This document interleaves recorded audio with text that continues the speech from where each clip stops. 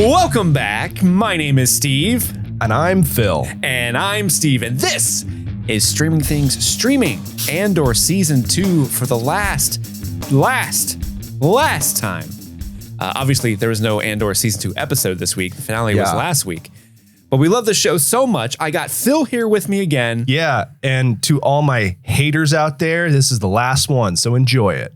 Yeah, haters. They'll be back to Kit and Andy soon, which we all want. Well, Kit came home yesterday, so hell yeah. I'm so excited that I don't have to do recaps anymore. But we got a special episode today. We're not reviewing any episode. We're just saying goodbye. This is a love letter, a final goodbye to Andor. Maybe the best Star Wars thing that's happened since... Maybe it for sure is. I don't know. There's nothing better than this. Hey, I'm leaving the window. I'm leaving the door open for someone to be like, oh, I actually like better. As of May 2025, there's nothing better than this. That's the definitive answer. I'm sorry, but that's just the way it is. Yeah, that's the official Streaming Things bit. So what we're going to do today, it's super cool. We are going to do a listener mailbag, but we're also doing a droid draft. Now, you might be asking, Steve, what the fuck is that? Those are two words. Yeah. I don't know what that means. Well, if any of you are familiar with some of the drafts that we've done on the podcast in the past, we did a dragon draft when we finished covering House of the Dragon. We did a fantasy movie character draft. We've done a horror movie villain draft before. That's for fun. Yeah. So it's the same thing here. Phil and I have 6 positions that we have on our respective teams. And we're going to each round take it turns saying, I'm going to pick this droid from Star Wars and put them in this position on my team. Mm-hmm. And when we're all said and done, we're going to post our teams on socials and you all can tell us which one we think, which team did best. You can all vote for Steve. No, I think you're going to get it. I think you can get it. Hey, I believe in you. Hey, I believe in you. Hey, look at us. So the idea of a droid draft is actually something that was inspired to me by Joanna Robinson's podcast on the Ringerverse. I think they did a droid draft like 2 or 3 years ago. And it was a really funny episode. And ever since I listened to that, I was like, man, I would love to do that on Streaming Things. And here we go. Yes. So thank you, Joanna Robinson, for doing that initially. Phil. Yeah. You're playing this game with me. Yeah. Do you want to know what positions we're drafting for? Yes. Okay. Well, here we go. The positions we are drafting for is number 1, the sidekick. Yeah. What's that, Steve? Oh, well, it's your loyal companion, always by your side, in the thick of it with you. Okay. Whether you're lounging on Space Myrtle Beach or you're in the battle with an empire. They're your sidekick. Okay. The number 2 is the leader. This is your wise strategist guiding your team. Okay. Giving their knowledge. Bless you, buddy. Oh my God. No, keep it in. Oh, it was so cute. I sneezed. This is why we get it. Nope. Keep it in. Oh, keep it in, baby. I'm going to reference that sneeze for the rest of the episode just so you keep it in. Fuck. Number 2 is our leader or your wise strategist who will be guiding your team using its knowledge. I'm not going to sneeze this time. God damn it. I'm not letting that one go. The number 3 position is battle machine. This is your heavy hitter used in combat. This is the one you want fighting on your team. Okay. Number 4 is the utility player. This is an all-purpose helper droid.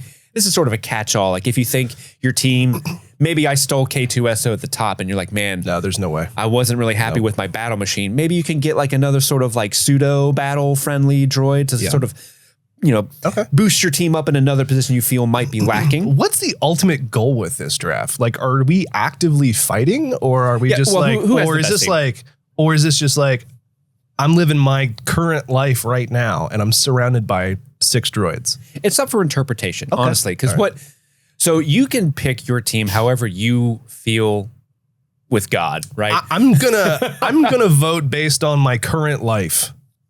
Like what would be useful to you? Yeah. Like around the house? Yeah. Oh, okay. Or in my job or just in day to day or if society collapses and I need protection. There you go. That could happen any day now, honestly. Yeah.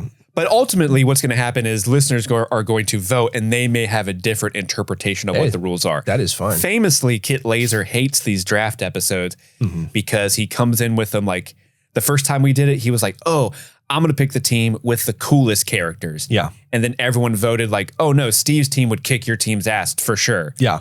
And so the second time he came in, all right, now I know how it's played. I'm going for pure power.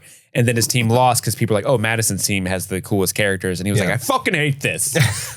So the point of the draft is Kit cannot win. Yeah, he still hasn't. He won. He technically won the dragon draft, but he lost on a technicality because there was a rule where you can't, in that draft, not this one, but there was a rule in that draft where you couldn't pick two characters from the same franchise, and he picked 2 Game of Thrones dragons, and he was eliminated in the process. So rookie move, Kit. Rookie move. Well, I'm going to play on behalf of Kit. So if you like Kit and don't like Steve, vote for me. Don't do that. That's literally everyone. No. It's literally everyone. Equal amount of love between you two. I mean, I'm not getting invited again.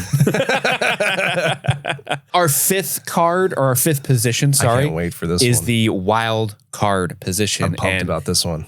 Listen, every position we have to draft Star Wars droids in. Yeah. The wild card position is you can draft any robot outside of the Star Wars universe. Yes, the chains are broken, baby. Yeah, so you can pick something from a Star Trek, from a Transformers, from an iRobot. Wow. Okay. And if you're like, man, no, it's just I feel like you've seen my list. I just know you. Yeah, I know. It's like, man, I just want every robot voiced by Alan Tudyk ever on my team. I want Sonny the Robot, and that's it. Can you stop? You're ruining my whole thing. I can see. Damn it. I can fucking see through you. And last, but certainly not least. The one I like the least. Oh man, this is the streaming thing staple. This is the position. This is the position that's in every draft, and that is most fuckable. So what droid? I think I picked a good one for this that you're not going to guess. Oh, I know the one that my number one choice for that. I'm like 99.9% sure you don't even know about this droid. So I'm 99% sure that you don't remember this one. So, ooh, okay. Yeah, I think I'm excited. Yeah. If we pick the same one, it's gonna be crazy. And I gotta say, before we begin, we're like 3, 2, 1, gonk. Our child? No. Listen, as we know from the last 4 weeks, John, gonk fucks. John fucks. Yes, John fucks too. Who's John? I don't know. It's 9 a.m. Shout out John. I'm only picking. So I gotta say, I know there's a lot of different droids in the expanded universe. I'm not picking from that. I'm picking straight from the movies and the TV shows because I think limiting myself to on-screen stuff was a bit more challenging. Yeah, and honestly, unless you read all that stuff, you might not know what it is. So my choices are all from the screen. Same for me for the most part. Yeah. There are 3 droids on my list because I have 3 alternates for each position. Yeah, same. And out of all the positions, I think there are only 3 droids that don't appear in the movies. Okay. There are 2 from games. There is 1 from... Oh, I know. Oh, I'm sorry. All 3 of them are from games. Excuse me. Yeah. I misspoke. Yeah, HK, BD, and... Who else? Who else? Who knows? We'll find out. Tune in to find out. Yeah. Well, in between all of these drafts, we are going to be answering your questions. So listeners have submitted questions to streamingthingspod@gmail.com or DM me on Discord, Instagram, Patreon, any of those methods of communication. The mailbag's full too. It's full. Yeah. We got a bunch of people. So in between our rounds of picking, we are going to be answering a couple questions at a time. But are you ready to do this draft? I've never been more ready. Well, it's too bad because we got one more thing we got to do. This episode is sponsored by Erica. Erica has created a wonderful Andor-themed cocktail so that we can drink this while we're saying goodbye to our favorite Star Wars franchise. We call this The Wait, I'm Just a Tourist. Look at that beautiful, beautiful bevy. It features 2 ounces of London dry gin, 3/4 an ounce of lime juice, 3/4 an ounce of Midori, 3/4 an ounce of simple syrup, and lemonade on top. Let me tell you something. If you drink enough of these, you'll have friends everywhere. How's it taste? It's really good. It tastes a little bit like the old Ecto coolers. Yeah, that's what it looks like. Yeah, it's really quite refreshing and sweet. It's a good summer drink. It's definitely something you would drink on the beaches of Space Myrtle Beach. Yeah. Neomos. I think the actual planet's name is Neomos. I think. Yes. But Space Myrtle Beach to me forever. Yeah. But yeah. So make this. Enjoy it with us as we're doing the draft. Okay, now we can do the draft. Okay. So now we got to figure out who has the honor of being the first person to go. So I have a coin flip generator here that we can both see. Yeah, because I don't trust them. Because you are the guest, Phil, I will let you call it.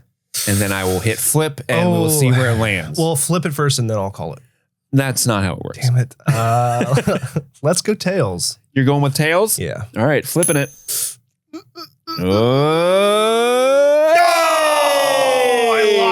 I lost him. Oh, you biffed it. I should have done heads. Landed on heads. That means I get to go first in the draft.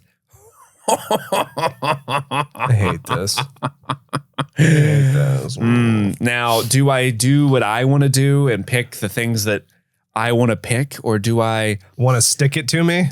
Do I fuck Phil over and pick K2SO? And not even look, let's be real. This is a mad dash to our guy. So the fact that you get first stab at this means that you can either get them or lose them. So it's your choice. All right, I have a strategy with my draft. Yeah.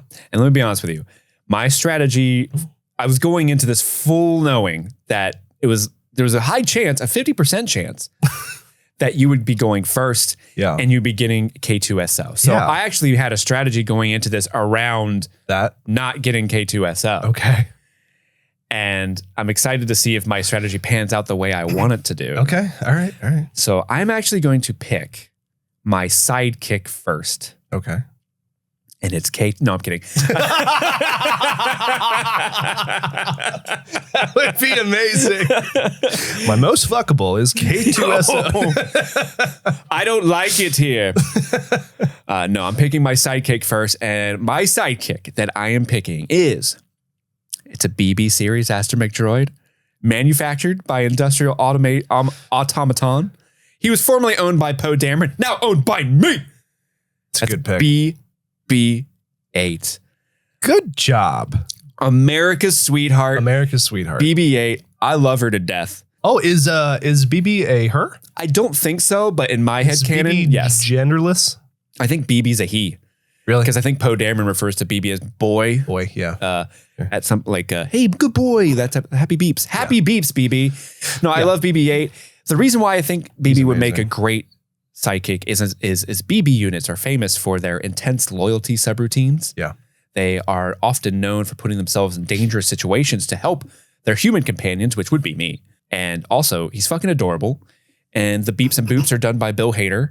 And how can you not love BB-8? I think he's the perfect sidekick to have, honestly. You know BB Hate?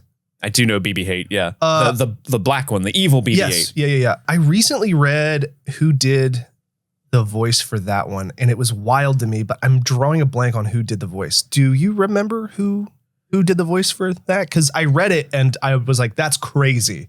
I can look it up real quick, because I don't know off the top of my head. It was crazy. Well, now I have to remember what BB-8's actual thing is. It's BB-8E, because it's evil. 8E. Ben Schwartz? Yes. Yeah. No. I love Ben Schwartz. Yeah. I love that guy.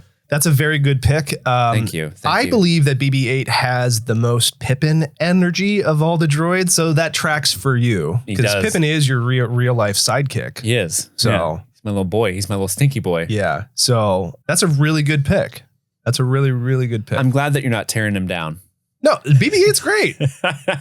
I get a bad rep for disliking cute droids on the show simply because I don't think one of them is very good, but the others are very fun, and they're useful and they have a purpose.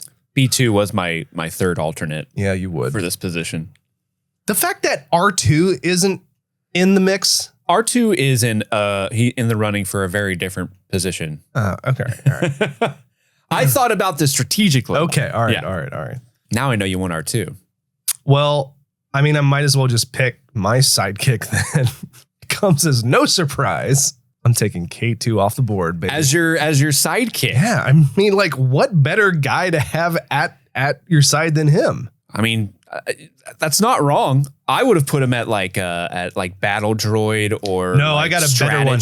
Maybe. I've got a better one. I've got two better ones than that. Okay, interesting. So I'm taking K2 off the board because he's my favorite droid. I want him with me no matter what. He can do it all. He can fly the ship. He can save my ass. He can hang out. He's funny. Like, I want him around me all the time. So you want him around you? Yeah. You want him on you? Well, I don't know about that, but I just want him around all the time because, as we've seen, he can hang. He's comical. He's useful. He can get stuff off the top shelf for me if I'm too short. He's just a great droid. So that's what I want. Okay. I think that is a great pick. You're so mad right now. No, I'm not mad. Honestly, because like I told you, I went into this fully expecting that you would pick him up first. Yeah. And so I completely changed the way I approach this draft because of that. That's fine. And so I have a plan. And as of this moment, the plan is still going. It's being executed as according to my design. Right. Execute Order 69. Oh, I can't wait to get to that one. All right. So first round's done. First round's done. Let's answer some questions written in by the Fiends. I'll read the first one. Phil, you can read the second one here. This first one comes in from Nicole. Nicole writes, Steve and Phil, thank you again for making the time to cover Andor Season 2. This show has strangely been a comfort for this little old millennial, me just trying to live in through yet another unprecedented time in history. Preach, girl. Word. I love how Tony Gilroy was able to highlight that even when times seem dark and factions disunited, there are always small acts of resistance by regular people happening everywhere.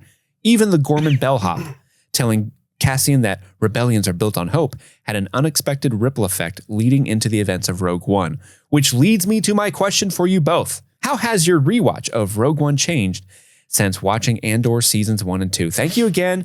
You have friends, or should I say fiends, everywhere. Thank you, Nicole. Nicole, that was great. I love that sign off. Yeah. So Phil, how has your rewatch of Rogue One changed? Because we both rewatched it. Yeah. Yeah? Yes. And what did you think? I watched it the night after we watched the finale of Andor Season 2. I think my perception of Cassian is changed because like we now have 2 seasons of a show that revolves around him. So obviously I feel way more connected to him now when I watch Rogue One than I was before, just because there's so much more backstory to him. Like he has a whole new romance, a baby we didn't know about before this show came out. Mm-hmm. We've seen what he's lost and what he's gained and how he essentially tees up to execute the events of Rogue One. So I have a newfound respect for him. That was the first thing. The second thing is Krennic in Rogue One is an amazing villain, but he's also like, you see him fail time and time again in Rogue One. You see him get choked by Vader. You see him lose ground to Tarkin. You see him die. You see him beaten up. You see Krennic at maybe his worst moments at the end of his life. But in the show, he's scary. He is unflappable. He is the show essentially makes him scarier because in the show, he is on point in every scene he's in. He doesn't fail. He's scary. He's menacing. He's the warlord you know him to be. Mm-hmm. And in every way, shape, and form, he lives up to his reputation. Essentially, the show does for Krennic what Rogue One does for Vader. Because the end of the movie, Vader lays waste to a bunch of dudes in the way that we've always instinctively known he could. Yeah. But we never saw it before. Yeah. So I think the show just like really enhances Krennic in the way that he needs to be. And I really appreciate about it. Yeah, they also, it's kind of funny because a big theme of the show, specifically in season 2, is you have these career Imperial officers who are like throwing their whole livelihood into the Empire, and the Empire just uses them and sweeps them away. And then in Rogue One, you see that exact same thing happening to a guy as powerful as Krennic. So it's really, it also hammers home the point that like, no, in the Empire, there's the Emperor. Yeah. And everyone else is expendable. Exactly. Exactly. I also think the first time you watch Rogue One, you understand that Cassian and Jyn by the end of the movie have a relationship of sorts. But I think after watching the show, that's changed for me because watching Rogue One, knowing that Bix is around now, I don't think it's a hard and fast rule to say that Cassian and Jyn are an item by the end of the movie. I kind of took it to mean that he sees her go from indifferent about the cause to being the one who leads the charge to essentially do what needs to be done to save the galaxy. Like she is the trigger that essentially motivates an essential team to go do what they have to do. Without her, they don't do it, and they could lose. So I think watching this movie again, I don't know if it's a romantic relationship so much as an incredible amount of respect for her. The way he looks at her could be perceived as like, hey, she's like, you did my type. But I think knowing that Bix is around and knowing that Bix had his heart, I think maybe his relationship to Jyn at this point is more one of respect. Like, wow, like she's like doing what we all should be doing. Like she's amazing. And maybe I'm wrong, and maybe you have a different interpretation of that, but I just like the idea. Maybe taking notes from the School of Wilman and being like, another planet. maybe. There we go. I prefer Bix and him as an item than him and Jyn. Caspixian. Yeah. So that's the head canon that I'm going with. I think I agree with you as well. Like rewatching Rogue One, specifically with that relationship, it really comes off more as a relationship built on respect. There's really only one shot even that could even be read as of overtly romantic in nature. It's when they're in the elevator. Yeah. And they're staring deeply into each other's eyes. Although you could interpret that too as like, whoa, we are doing this. This is the most dangerous thing we could possibly do. This mission is super important. And like, I'm sure like there are emotions during that time, and he may be confused. Like he may not think of Bix in this moment. He may see like young resistance, cute girl. And he's like, I'm into this right now. Yeah. Like, this is like, I am in the shit right now. She's here. We're doing this.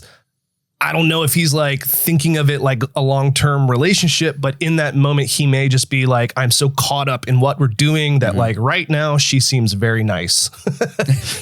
You seem like a nice lady. Yeah. I would take you home to Marva. Yeah. You know, and I will say B2 and I need B2's approval. Yeah. Yeah.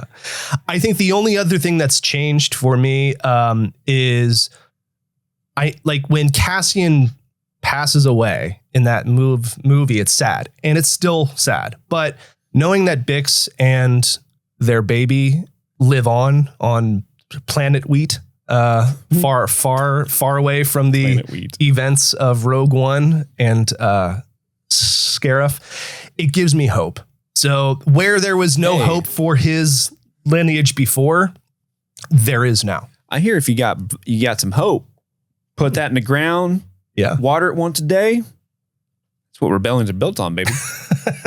Speaking of which, the last thing I want to touch on, because you touch on everything else greatly, but the one thing like rewatching Rogue One this time around, having seen Andor, is just because when I first watch Andor, it's like, yay, the Rebel Alliance. Wow, they're doing it. They're making their first strike against the Empire. How cool. But now when you watch it, you realize, holy shit, like this is years and years and years of hard work trying just to get people fucking together to have the same plans and ideas and work together well. And even still, they're not all perfect. And there are still like the Saw side of things are not joined with the Yavin side of things. Seeing the Saw side of things, but also like seeing, we know a little bit of where Melshi came from. You see some of the people who are in Rogue One in the background. You see them in the background joining the rebellion. Yeah.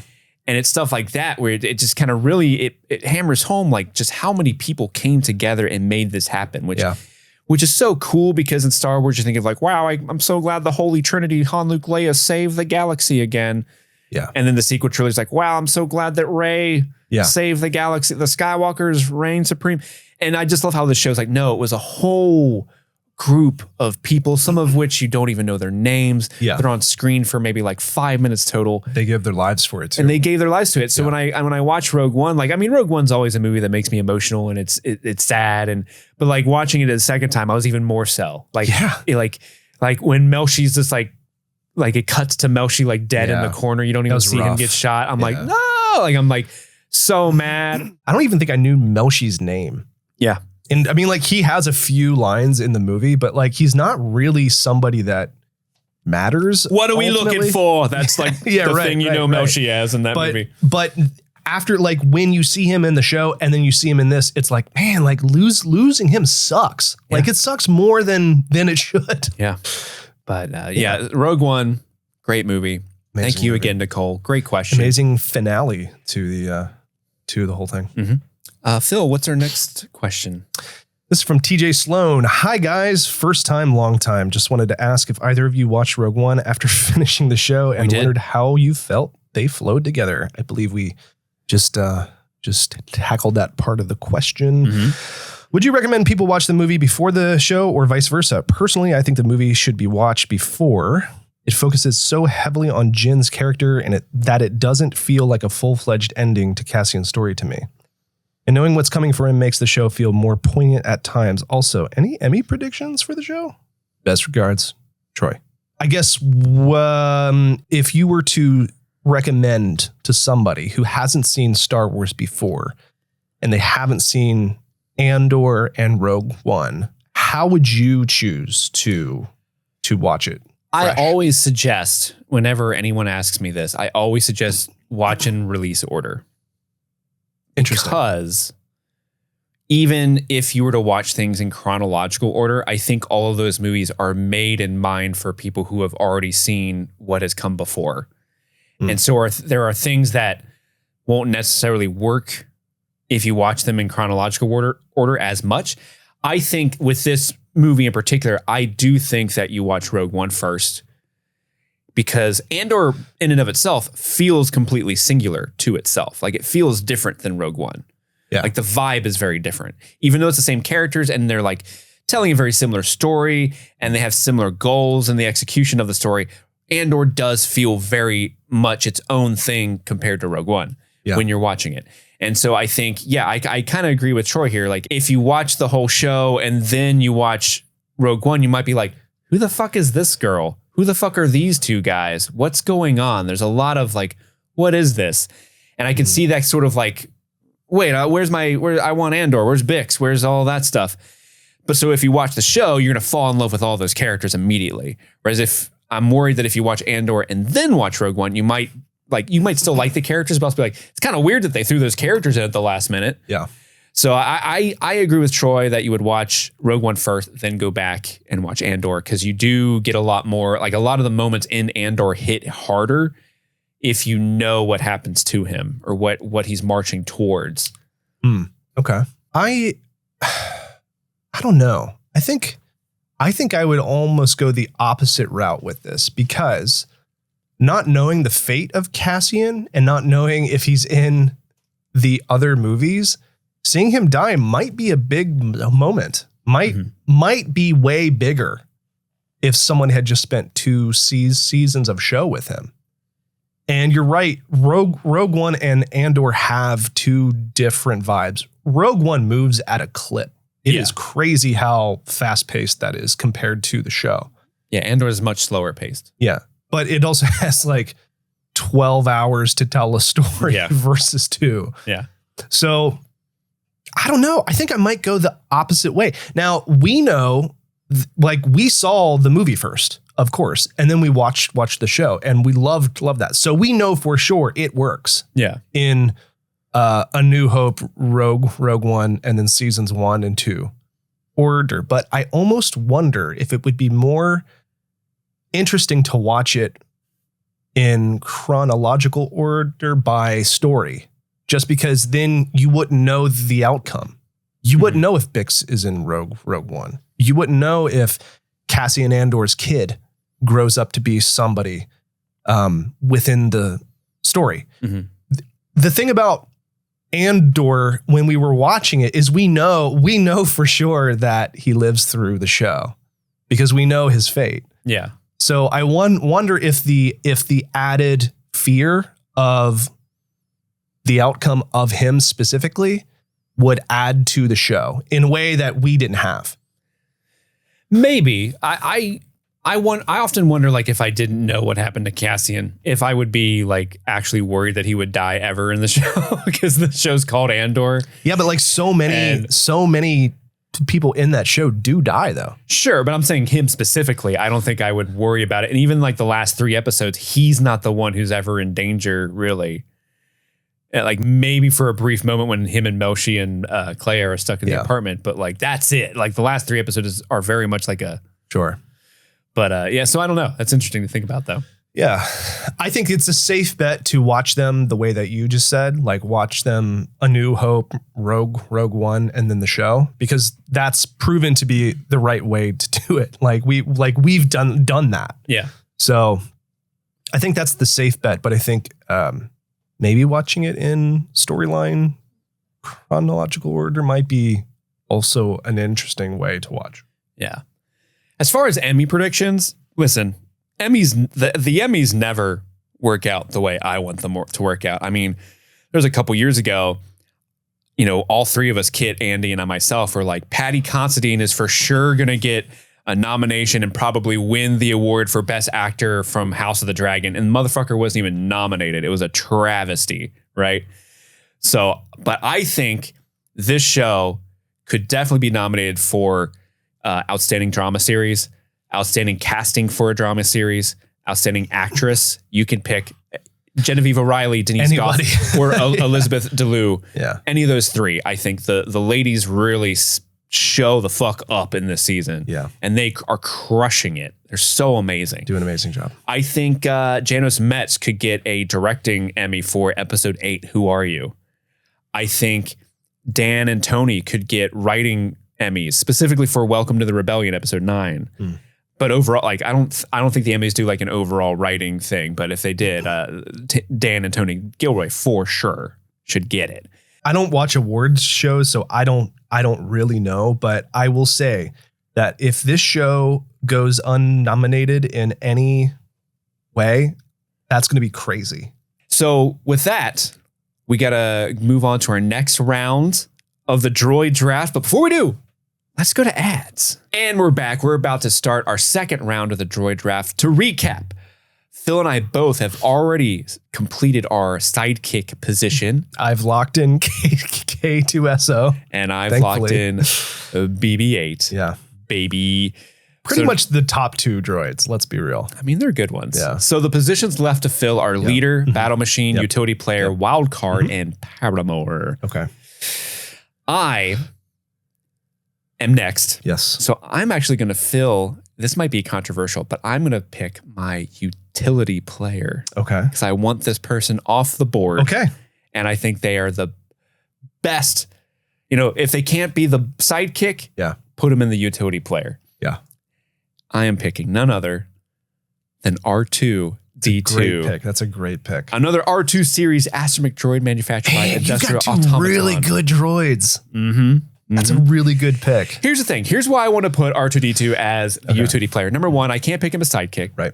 Which that would be, I think, the other obvious choice. Sure. But also, R2-D2 can literally fucking do everything. Yeah. He's the Swiss Army knife of droids. Yeah. Like, oh, we need someone to hack a computer? Send R2-D2 in. Scomp it, baby. Oh, we need to get up to a high ledge because my basketball was stuck on the roof? He's got rocket jets. Get up there, R2. Get it for me. Right. And if your car breaks down, he could fix it. Yeah. He could fix it. He's the best at that. Yeah. And like, if something happens, if I'm in a party and there's an awkward situation that happens, like say there's like someone who's like messy drunk and they break up with their boyfriend at the party. Oof. Me as the person, I can't comment on that awkward situation. The best I can do is put my hands together and do the awkward turtle motion and hopefully someone knows what I'm doing. But what our 2D2 can do is he will be there for me and he will go, and he will let everyone know this situation sucks. Yeah. Right? Exactly. Or he might beep at you and you can pretend like you're like, oh, what? Oh, we got to go now? Yeah. Oh, no. Because if you own an astromech droid, you automatically understand what they're saying. Right. But no one else does. No one else does. I didn't think about that, Phil. That's actually genius. Yeah. Like my mom's like, you want to come over for breakfast? Like, oh, sure. Beep, beep, beep, beep, beep. Oh, sorry. R2 says the car's not working. We can't go. And then she's like, he's an astromech droid. He could just fix it. It's like, oh, it's going to take too much time. Oh, sorry. Flying through nebula. Yeah. Can't hear you. Got to hang up. So R2D2 is my utility player, baby. Okay. I'm going to pick my battle machine. Nope. Oh. Yeah. I'm going to pick my battle machine because I want to get this off the board.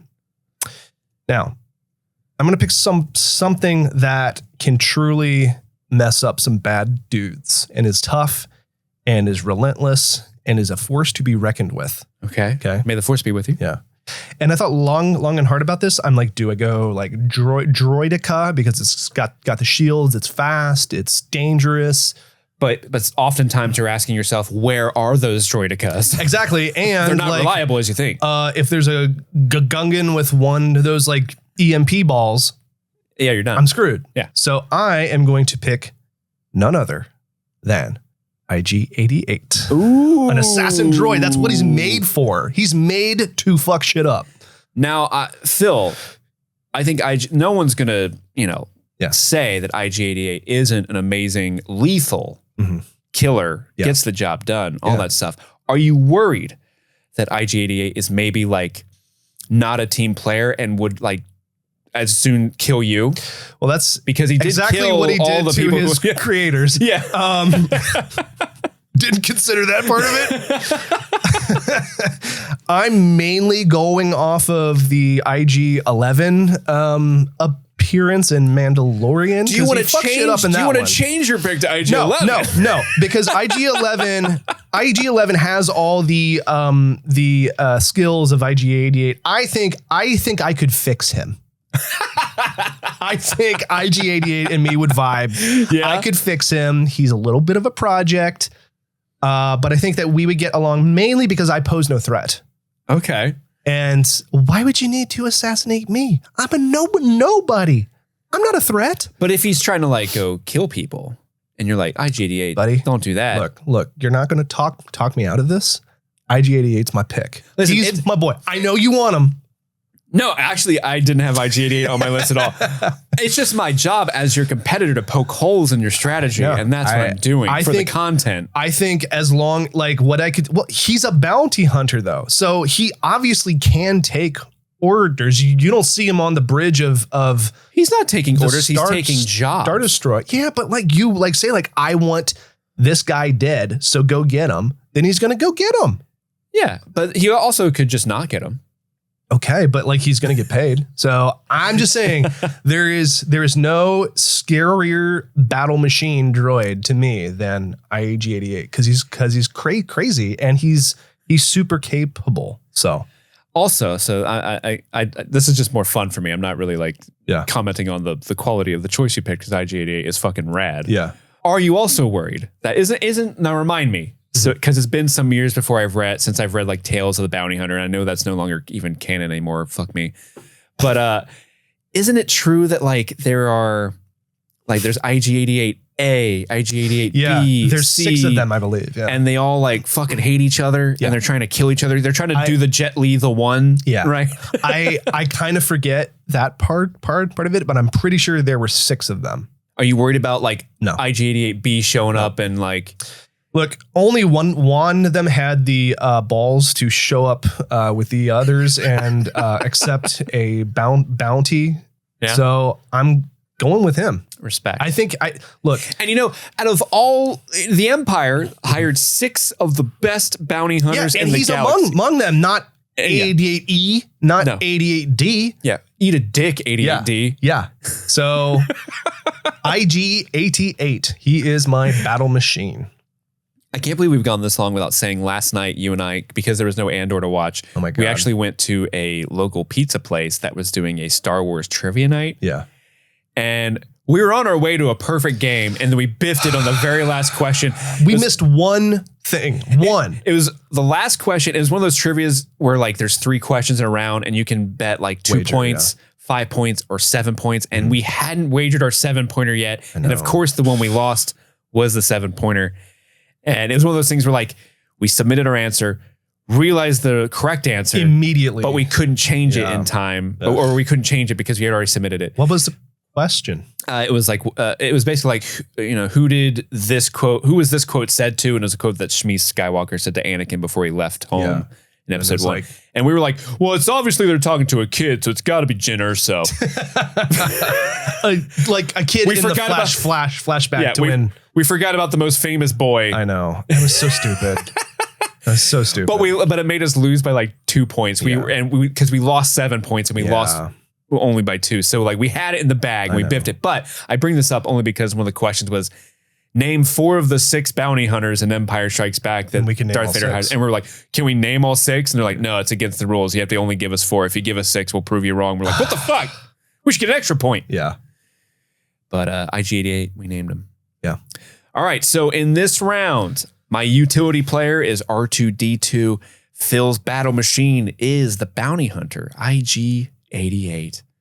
Great choice, good honestly. Picks. I think IG-88 is a good pick. But let's go and answer some more questions from our listeners. Our first question comes in from Brett X. Brett writes, Steve and Phil in parentheses. Interesting. Wow, Brett. Okay.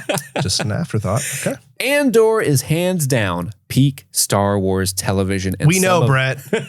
And some of the best writing in Star Wars to date. It has truly been a treat hearing the two of you cover it, and your combined lifelong fandom, insights, deep dives, and enthusiasm really elevate the experience of watching the show. Oh, thank you, buddy. Thanks, man.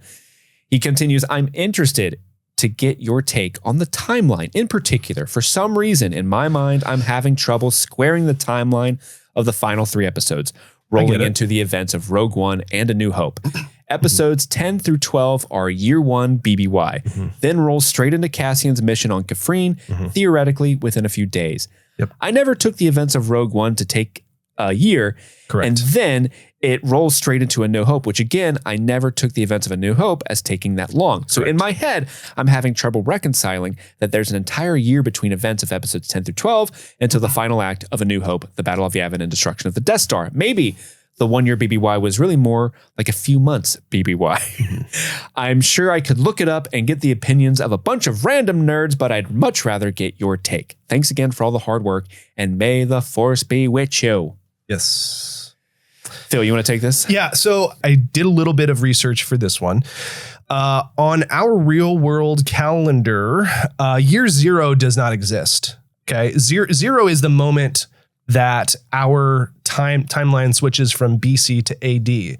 So applying that logic to the calendar of Star Wars, BBY and ABY, 1 BBY doesn't necessarily mean it's a full year away from the event, but rather within the final year. So it's 365 days of 1 BBY. If their year system is based on a 365 day system, push your glasses we really gotta the timeline doesn't really make sense ever because you're combining different worlds and different revolutions around the stars and blah blah blah. So but January 1, 2025 and December 31st, 2025 are not the same time, but they're within the same year, right? Right. So yes, the events of episodes 10 through 12 are more like a few days leading up to the events of Rogue One. Yeah. And Rogue One, of course, doesn't seemingly spend more than a few days telling its story.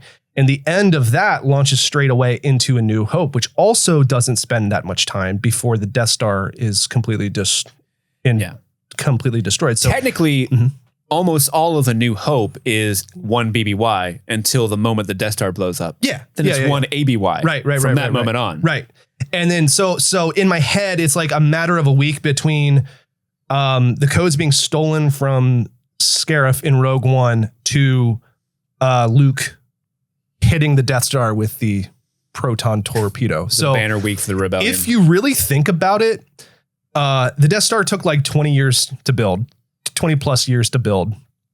And then as soon as the rebels steal the plans, because of an email. We've seen them use it twice. Once in Rogue One in the beginning, where they blow up Jeddah, and then they like reduce it down to like 1 to hit Scarif. Yeah, and then they blow up Alderaan at full blast.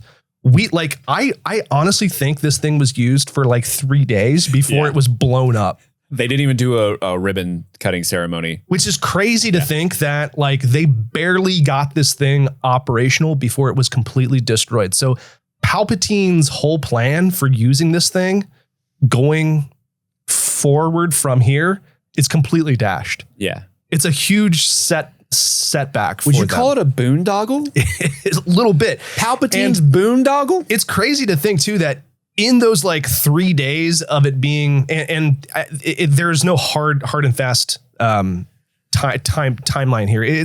I think it's like intentionally obscure just because they want to fit more stuff in there if they want to. But like, say it's like three days. Let's be kind and give them a week. Yeah. Say it's like 7 days. In 7 days time, they managed to destroy an entire city of people, Scarif, and then an entire world of probably billions of people. So this thing ended more lives in a week than any other weapon had up to that point. So had this thing gone on to survive and work the way that the Empire had planned, this would have been crazy bad for the entire galaxy. And so I think you're right. Like it does feel like episodes 10 through 12 and A New Hope are like within the same week. Yeah. Or maybe like a weekend and a half. Like it's a very short amount of time. It's like if those episodes, Rogue One and A New Hope, all happened between like December 28th and January 1st. Yeah. The last week of the year. Yeah. And then they blew up the Death Star. Happy New Year. Yeah, right. That should be like a Star Wars thing. Like, we're going to watch the Death Star drop. Right. I hope that answers your question, Brett. Our next question comes in from Angel. Phil, do you want to read this one? Hi, Steve and Phil. Hi. No parentheses this time, unlike Brett. Nice. It's been so wonderful to have you covering this amazing show. It feels like two friends rediscovering their childhood. It's magical. Aw. The thing I love the most about this season is the women. Agreed. So many badass women. Yeah. Finally seeing Mon Mothma give her Senate speech, and it was so prevalent to the times, gave me chills. Clea and Bix surviving was an unexpected treat. I agree. Dedra was a great villain who, despite her competence, was pushed aside and manhandled by the Empire. Such good commentary written into these characters. Plus, who doesn't love seeing K2? I agree. Who doesn't? There's so much I could say, but I'll end by saying I hope we see Clea and Bix again. Agreed. Thanks for the hard work it took to get these episodes to us so fast. Happy streaming. I've got to return some holodiscs. I've been Angel. No, she didn't say this. No. Say that. And I'm Steve. So no question there, but on point. But great thoughts. A lot of great points. All points we agree with. You know, I included this message because I just really think the women in this show in this season really fucking crush it. The show's called Andor, but let's be real, it's their show.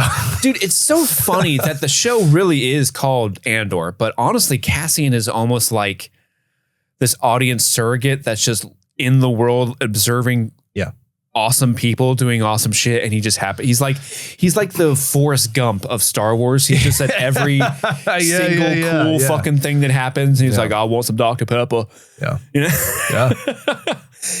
But yeah, so like he meets Mon Mothma and he says, I got to pee. I think he said he has to pee. But yeah, Genevieve O'Reilly as Mon Mothma truly has taken this character and elevated it so much where now Mon Mothma, who is always kind of like a very intriguing, but I don't really know her. Yeah. Like someone on Threads said this, it was perfectly like, Genevieve O'Reilly is taking Mon Mothma from a character that I saw in Return of the Jedi and immediately thought, who the fuck is she? To maybe my favorite Star Wars character of all time. Crazy. Yeah. It's crazy. Yeah. And then also Denise Goff is just revolutionary, like maybe like the best Imperial officer That's what I was ever. going to say. I was going to say, like, Tarkin to me was always like the biggest baddie of the non-Sith. Mm-hmm. But she might be the new one for me, just because we got so much time with her and she's so scary and capable, and she got screwed in the end. But had she been allowed to keep going the way she was going, like, I honestly think she would have rose to Moff. She would have been a menace. Yeah. For sure. Yeah. A phantom one. Yes. Like for the longest time, like the best Imperial officers in my mind were like Tarkin, Veers, and Piet. Yeah. Right? Yeah, Those are like the holy trinity of Imperial officers. Right. And now you've got Daedra, you've got Partagaz, like maybe they trump every single one of those three. Yeah. It's insane. It's crazy. They're so good. And then obviously Clea and Bix are also amazing. There's, the women in the show are amazing. I just love that shout out. 100%. But let's go on to round 3 of the droid draft. Things are about to get interesting. What are you going to pick? I don't know. Let me review my teams here. I could go with leader, but I have a feeling you wouldn't ever pick the person I have for leader. I don't think you're going to pick mine either. So I think all the rest of my choices are safe. I think mine are too. So I think you can go with whatever you want, and there's not going to be much overlap. Okay. Uh-oh. You just flagged this. What? I think I'm going to pick my battle machine. Okay. Now, I believe I'm going to say this. Yeah. And you're initially going to raise your eyebrow at me. And listeners, some of you may also be raising your eyebrow at me. Because I had 4 potential battle machines on my list. Okay. I had K2SO on there. Yep, gone. I had IG-11 on there. Yeah. Right? That'd be a bad pick since I picked IG-88. That's a cop-out. Right, it is. It is. So I'm not picking that. I actually had 5. I miscounted. So I had K2 on my list, IG-11.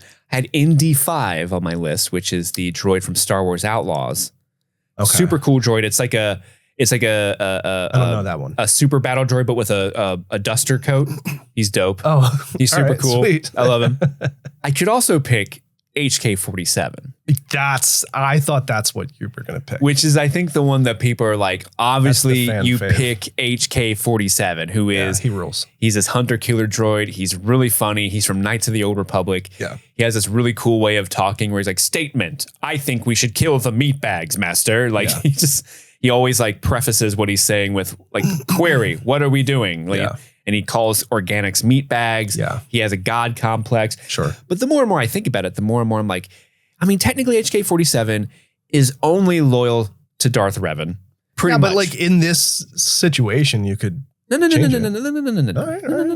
Like, because it is well established in the lore that other people have tried to control HK-47 and he does not do it. In fact, he's more likely to go off and build copies of himself and create an army of himself and then come back and kill you because he thinks he's better than all organics. Okay. He's fun. He's awesome. I love him as a character. I don't know if I want him around on my team. Okay. All right, fair. So I'm gonna pick this character, and I think some people are gonna be gobsmacked as to why I pick him. But I have receipts, okay? I am picking C-110P, better known as Chopper from Rebels and Ahsoka. So Chopper is a masculine C-1 astromech droid manufactured by Industrial Automaton. He is owned by Harrison Dula in Rebels. He is a loyal droid He's a cantankerous droid. He's a grumpy droid. Now you're asking, astromechs are not battle droids. Why would you choose that? Was he outfitted with weaponry? Well, let me tell you this. It has long been a meme that of all the characters in Star Wars, there is Emperor Palpatine, who has committed genocide. There is Darth Vader, who has committed genocide. And then there is Chopper. Chopper has a fucking body count. All right. Jeez. And it's and there's somebody, I found this on Reddit. Someone actually did the math and like counted up all the deaths that can be attributed to Chopper. People or droids? People and droids. Oh, shit. And I wish I could give this person credit, but I can't because their account is deleted. But they're on Reddit. It's deleted. The total tally is 19 confirmed direct kills. Okay. Doesn't sound like a lot. But there is 49,997 indirect kills as a result of sabotage, 20 estimated kills using explosive. He's also killed 3 fellow astromechs and 1 other droid. He also tried to kill the main character of the show twice, and he has several times suggested infanticide on the show Rebels. Whoa. So Chopper don't fucking play. And I want to show you in the most recent Star Wars convention. What do they call the Star Wars convention? I always forget. Celebration. Yeah. The most recent celebration, they were showing concept art of Ahsoka Season 2. Oh, boy. And Chopper is in Ahsoka. He will be in Ahsoka Season 2.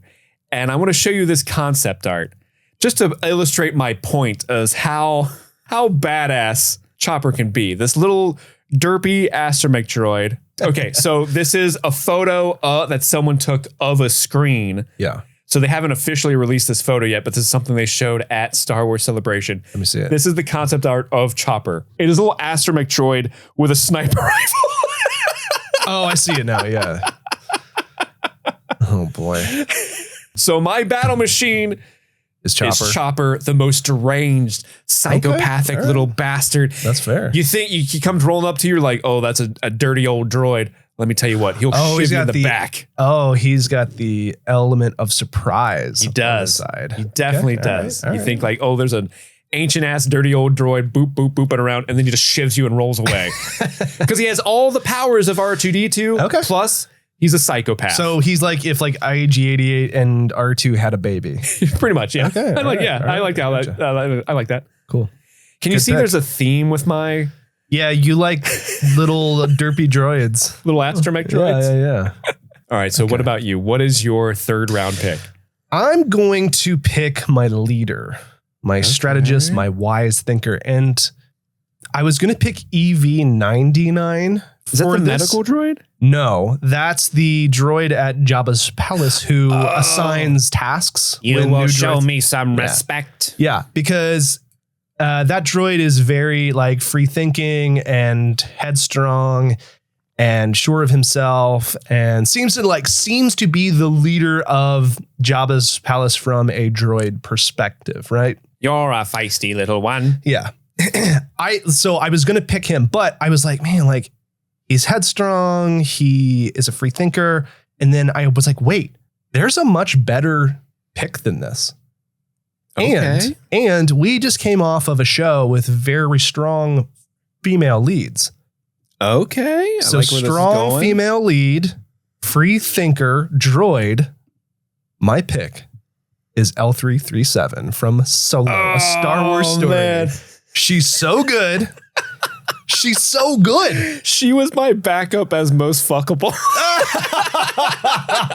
No, she will fuck you. Because we know she fucks. She will fuck you. Oh, and she is. I like that. She is a droid who knows what she wants. She knows how to get it. She's very capable. She rules. And that movie is good. I don't care what anybody says. It's a fun movie. It is. I liked it. You liked it. She's a leader of droids. Yeah. It's a good, fun movie. And I challenge any fan to go back and rewatch it because I think it's good. So I'm picking her as my leader because I think she would be a really, really good choice to rile up the pack and get us going. What a great choice. Yeah. You know what? I didn't even consider L3 as the leader. Yeah. But like you're right. That's the only role that I considered her for. She leads all the droids to, are you now? Yeah. Phil, are you worried that she's going to become part of the ship? No. Are you worried that she's going to tell all the other droids on your team that you suck and they should be free and they're going to rebel against you? Because and IG-88 is going to be like, you're right, Queen, and he's going to shoot you? No, I think I'm going to give her full control so she can do whatever she wants and she won't feel threatened by me, much like how IG-88 doesn't perceive me as a threat. I could see those two going head to head, not agreeing on things, but for the purposes of this thought experiment, I think that IG-88 would be fine with her and she would be fine with him. Okay, so to recap, this round, I picked my battle droid as Chopper. You picked your leader as L337, right? It's L337, right? L337. Leet, yeah. Leet I don't like that part of it, but I do like her. Oh, you nerd. You love it. You love it, you nerd. Our next email. You want me to read this one and then you answer it? Sure. I like that. Let's go for it. Do it. This one is from Christine. In Star Wars Timeline World, what is going on with the rebellion when Galen Erso is picked up by Krennic? Wikipedia says this happened in 13 BBY. It said that the Death Star was in progress for a decade. Wondering what the rebellion looks like in 13 BBY and if Luthen was starting the Axis network already. Like, how far ahead of the rebels is the Empire? Do you have an answer for this? Because this one's hard. So it is really hard because there is a ton of stuff. And a lot of and I was trying to do like as much research as I could. Well, I will say that one thing they say in this that is wrong. The Death Star was not in construction for a decade. It took multiple decades. Yeah, it first got started like literally at the like before Revenge of the Sith ended. It had already been under construction. Right. And we see the plans for it in episode 2. Right. Like the main frame, the frame of the Death Star was built by the end of Revenge of the Sith, which is 20 years before. 19, but yeah. Yeah. But like, I think in 21 BBY is when they like enslaved Geonosians to start building it. Yeah. And the 10 years that they're talking about is specifically the 10 years of when Krennic re-kidnaps Galen Erso and has him start working on the quote unquote energy project, the actual weapon of the Death Star, not just the battle station itself. But they have a bunch of problems with it. That's why it takes so long, is they're kind of figuring it out on the fly logistically how to do it. Right. Plus they're like stuff with Gorman. Like we want that mineral, that calcite on Gorman, but we can't just go steal it. So they spend years cultivating a reason to be able to go in there and take it. Right. So that's why it takes so long. Right. Because the Empire isn't full-fledged ultra evil Empire yet. They're working up to it. Well, the guy at the top is still, but the rest of them aren't. But they're ramping up to it. Yeah, they're boiling the frog. They're boiling the galactic frog. That's why the second Death Star takes a lot quicker to build. Well, because they did the research. They did the research. They know exactly how to build it, and also they don't give a fuck anymore. No, that all facades. I'm sure they're like, we got to build this fast and twice as big. Yeah. Oh my gosh. But So 13 BBY is talked about a lot in this email. I don't have a ton of stuff, but I do have a bunch of shit I did find that I think is interesting. In 18 BBY, former Jedi Padawan Farron Barr was assisting or advising King Lee Char. This is the king of Mon Cala, where the Mon Cal species comes from. So like your Admiral Akbar, your General Radis. And it's a trap. Yeah, there was some deal that the Empire is trying to work for, like basically slave labor from the Mon Cals.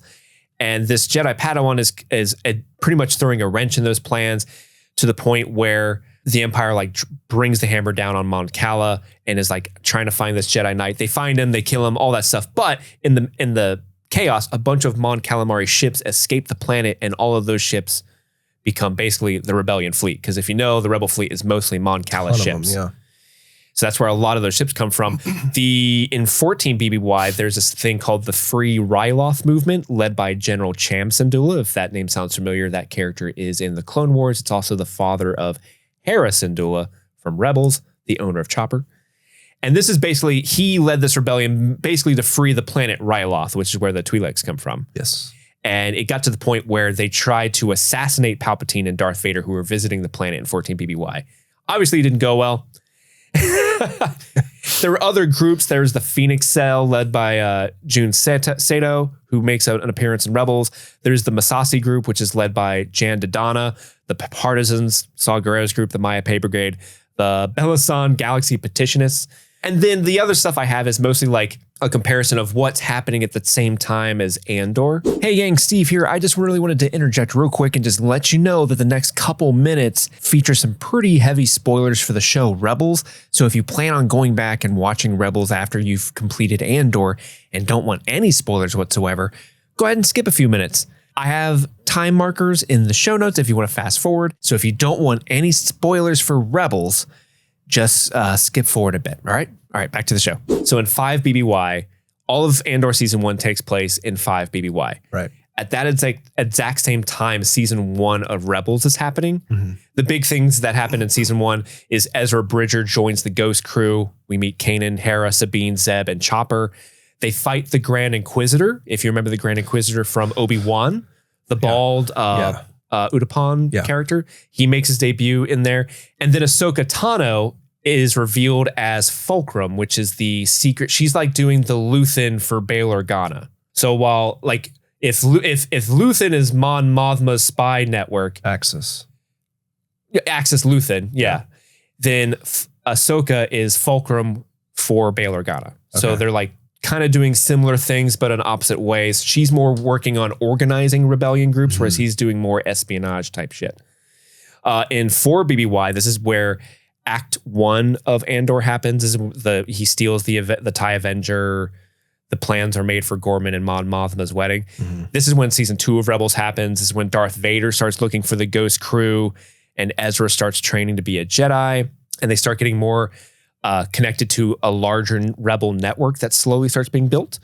3 BBY, this is Arc 2 of Andor season 2. This is the big, things are heating up on Andor. Bix and Cassian kill Dr. Gorsk.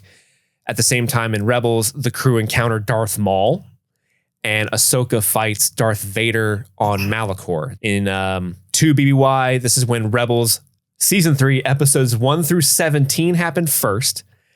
This is where Grand Admiral Thrawn is sort of introduced as the main villain. He's developing the TIE Defender. That's his big project. And the TIE Defender would have wrecked the Rebellion fleet.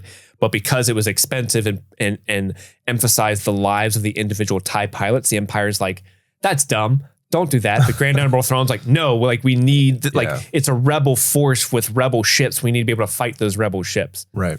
And so he's the one spearheading that and making that a reality. And Sabine gets the dark saber at this time and helps rally the Mandalorians against the Empire. Then the Gorman Massacre and Mon Mothma's defection happens. And then the rest of season 3 of Rebels takes place where the Rebels... this is where the Rebels come in. They also do their part in helping Mon Mothma escape, and they make it more official. That's the official story.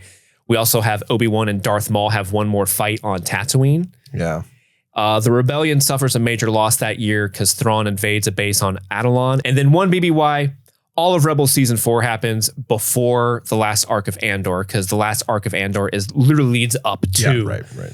But the last arc, like right before the last arc of Andor, we have Mandalore is liberated. Sabine gives the dark saber to Bo-Katan. Saw Gerrera starts doing his bullshit. Thrawn builds the TIE Defender base on Lothal, but the Phoenix cell of the Rebellion, which is the one that Ezra and all of them are part of, they actually destroy that base. So the TIE Defender is not a thing in the coming movies, which would have sucked.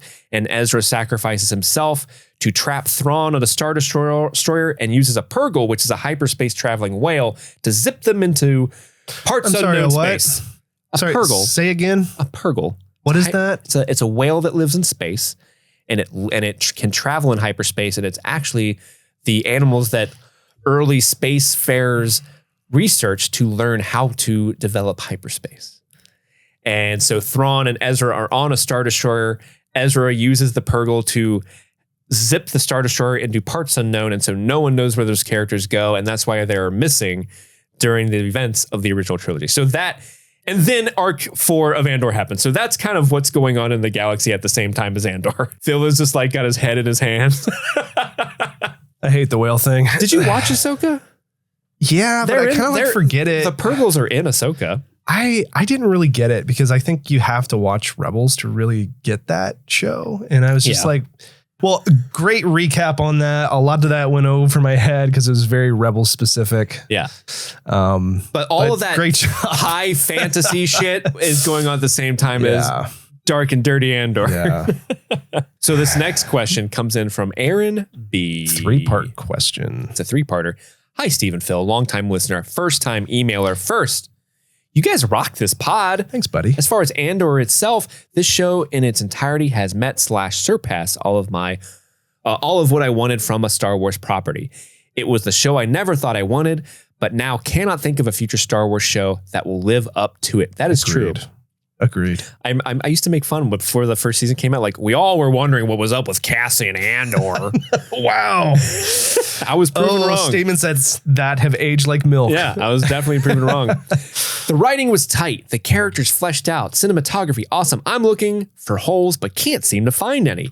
Gilroy and his team should be given the keys and allowed to create more inside of the Star Wars universe like now. You know what? I understand that sentiment, but I almost feel like if they keep doing it, they have room to do something worse. And I almost feel like it would be better if they just like go out on top. Mm-hmm. I like it. Also, I think Tony Gilroy's like, I'm good with not doing any more Star Wars. And like he knocked it out of the park. I think he should be like, I'm just going to like leave while I have the upper hand. Like, I respect that. Yeah. Leave room for somebody else to come in. You don't want to be a J.J. Abrams. No. Where you knock it out of the park with The Force Awakens and then you make Rise of Skywalker and everyone hates you. Yeah. Questions. Okay. Number 1, although I thought her fate was fitting, why didn't Krennic kill or have Daedra killed? She knows a lot about a secret Death Star that folks aren't supposed to know about, right? Why do you think? Why? The real answer, it's better TV to show her sitting in Narkina at the end. Probably the in-world answer though. Krennic's work is nearly complete, and he doesn't have the luxury of spending time like interrogating her the way he wants to with Project Stardust going on. So he probably kept her alive in order to squeeze her for information later on, when he has time to do it. Like after he gets this operational, then he'll go back and see like who her moles are and whatnot. That's what I took it to mean. I think it's more of a fact of Krennic is this guy. He's pressed for time. They're so close to the Death Star. He's not one to waste a resource. So send her to the jail that helps build the Death Star parts. Well, and I also have that down in my notes too. She also serves as a reminder to the other officers that secrecy will end in either death or imprisonment, and that Death Star ain't gonna build itself. That's true. So and they're at least one prison down. Yeah. So send more labor to the other prisons and. Make more parts. It's funny. Honestly, he probably forgot she was down there. Like he left and went and did Krennic things. And everyone's like, what do we do with her? Did he say what to do with her? Yeah. I don't know. Throw her in prison. I don't know. Actually, that's also a very plausible explanation. Yeah. Number 2, where do you think Cassian learned to pilot? He was saved at a young age from a not so developed Lord of the Flies-like community. He's got skills, but we know he wasn't in the Empire Navy like Han. Marva's boo thing Clem? Who did it? So I did some research on this, and the research comes down to this. It's a combination. He learned to pilot from a combination of necessity and ingenuity. Yeah. So really, there's no canonical reason why. No. The best is that we know Marva can pilot. Yeah. So we assume he learned to pilot from Marva and Clem too, because they were flying all over the place doing their Clem and Marva thing.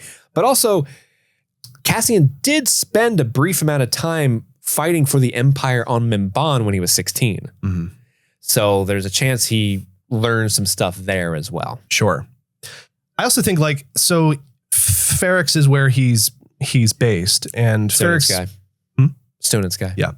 One of their big industries is scrapping decommissioned ships. Mm-hmm. So there's no proof that he was a scrapper ever, but I think if you're surrounded by an industry that is based on that, and the people you know are all like working on ships and stuff, you probably glean some information about how ships work. Yeah. And by virtue of being around all that, you probably learn how to use them. So I just like to imagine that Marva was like this awesome bootlegger type pilot that just crushed it. Probably. Yeah. And she'd be like, Clem, like, all right, don't do anything funny. Go into the store with Cassie. And she's like, we won't. And then they get in the ship and she looks at him like, we're going to fucking do flips and shit. You want to do the Kessel Run in 12 parsecs, baby? You know what? I don't know why she talks like that. Fucking Marva's coming after you, baby. Let's go. I also wonder, so you know how he says that his luck has run out? Yeah. Or some version of that. Mm-hmm. I wonder if the force kind of flows differently around him. It obviously does because of sure. what the one woman But said, I mean, even more than that, like maybe it does for him what the force did for a little Annie, in the way that it informed how he instinctively knew how to do some stuff. And he was always yelling, now this is pod racing. Yeah. Or like how Rey knows how to expertly pilot ships. And it's like, how does Rey know how to pilot ships? Right. Because of the force, baby. So maybe I won't go so far to say as he's a force sensitive, but maybe there's a little more to him than the average Joe. More than the average Melshi. Aaron's number 3 question. If you, Steve and Phil, were inside this universe Gilroy has created, would you try to sit it out / hide, be a part of the rebellion, or be part of the Empire? And man, what position? Really enjoyed listening to you fellow geeks, Aaron. So you joining the Empire, Phil? What's up? What if I said yes? You gonna go put on the white stormtrooper armor and commit some genocide? Yikes! Gonna go ahead and scratch that one out as an option. I mean, I'd like to think I would join the rebellion when the Empire's not looking, so that I don't get killed. So yeah, I would probably join.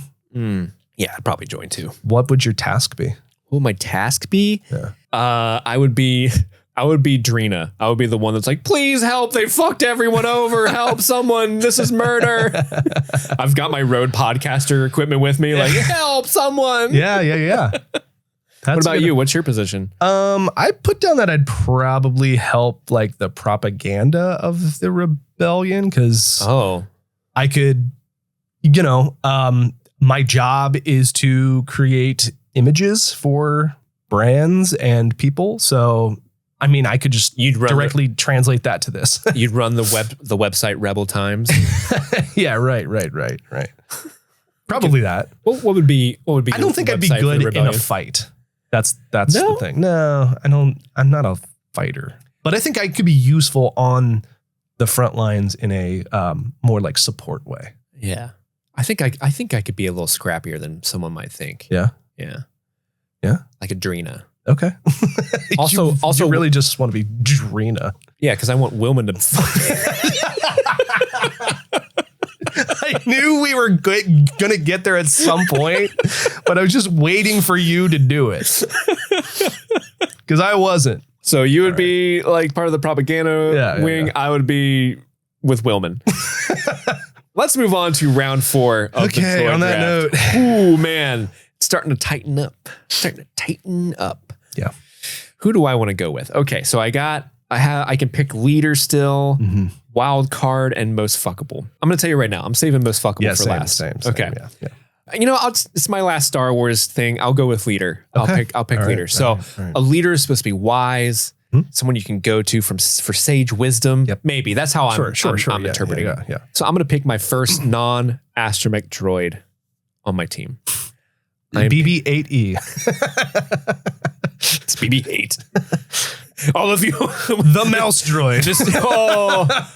I considered getting the mouse droid for utility player. Yeah. Where do I go? Good thing I got this mouse droid. Help. Yeah, right. No, for my leader, my strategist, my wise thinker, I am picking none other than Hu Yang. Okay. Do you know Hu Yang? Yeah, the one with the dumb face. Sir. I hate that guy's face. Sir. I hate that droid's face so much. Hu Yang is a Mark IV architect droid professor. With a dumb face. But with a great ass. A dumb face and a great ass. So Hu Yang is this droid that is centuries years old. Hu Yang. Hu Yang. Cut that out. Got it. No, I'm gonna cut it out. Cut it out. Nope. Cut it out. That's how No. So Hu Yang was a professor droid. He's worked for the Jedi for that entire time. His memory banks contain a record of every lightsaber ever made and the Jedi who created them. He also teaches the history of the galaxy, parts 1, 2, and 3. And he's a fucking nerd, is what you're saying. He's also voiced by David Tennant. So okay, that's pretty cool. Love that. Yeah, that's pretty cool. And canonically, this, according to the 2022 novel Brotherhood, canonically, Hu Yang is so old, he arrived at the Jedi Temple in a big blue box thousands of years ago. Doctor Who reference, because he's David Tennant. That's why I fucking love Hu Yang.